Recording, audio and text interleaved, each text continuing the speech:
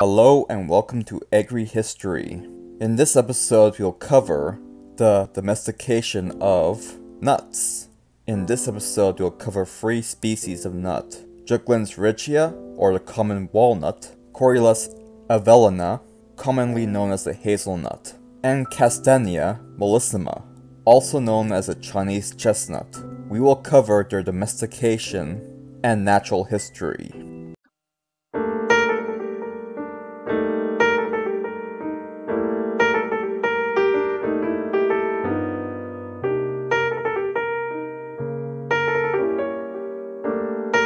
The common walnut is a very important tree species used for both its nuts and timber. This species was grown and cultivated from China to Western Europe. Through genetic and fossil evidence, researchers attempted to find the origin point of our common walnut. Based on fossilized pollen, the common walnut was growing in Switzerland, Spain, Italy, France, Bulgaria, and Greece, and southwestern Turkey and Albania around 126,000 BP and 12,000 BP.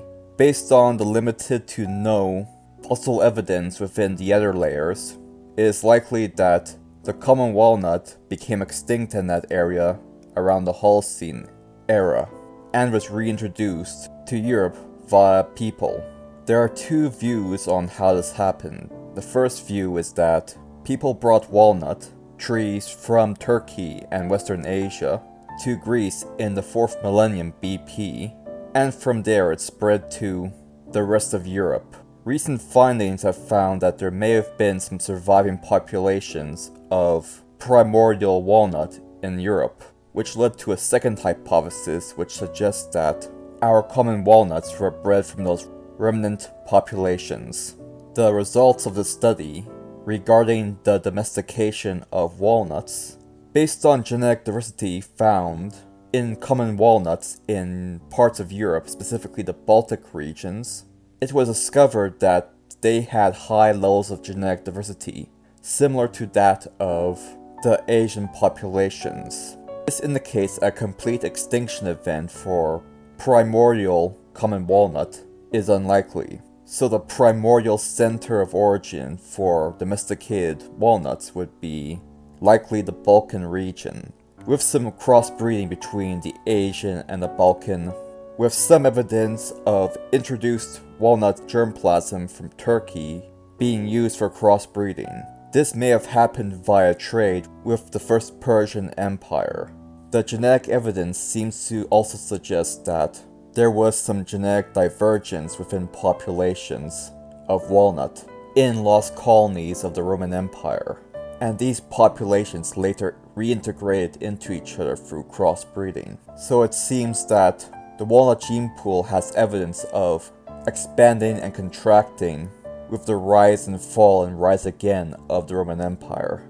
This seems to indicate a very close relationship between people and walnuts.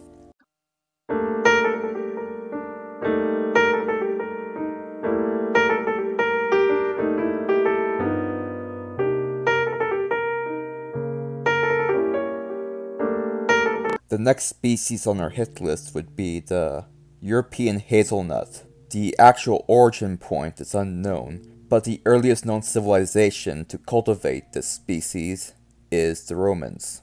The geographic distribution of the species ranges from North Africa to Europe to parts of the Middle East. The initial colonization of European hazelnut started about 7,000 years ago BP, based on the appearance of fossilized pollen within the layers after the post-glacial recolonization. The most likely scenario is that the wild hazelnuts expanded into Europe via southwestern France, with the exception of Italy and the Balkans, which had their own separate hazelnut resurgence events.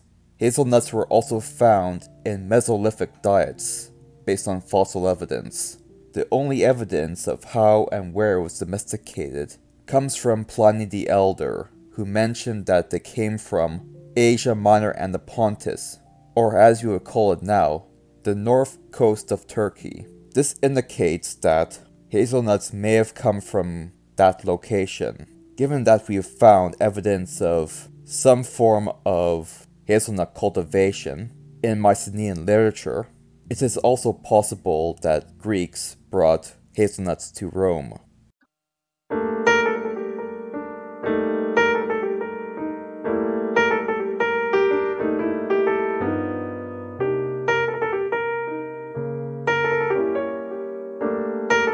The Chinese chestnut was deliberately cultivated as a food plant in China at least 2,000 years before present, likely long after peaches and apples were domesticated.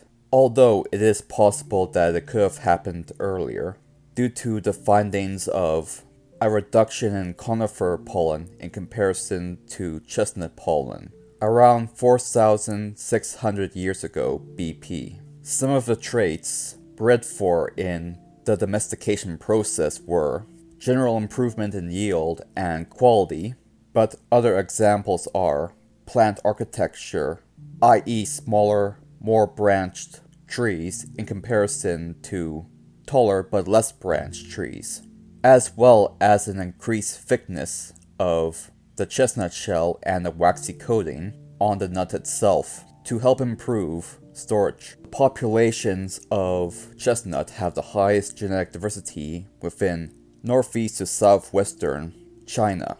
This indicates a center of diversity for the species, as well as a possible center of origin. This concludes our video on nuts. Stay tuned for a video on native plants. See you then.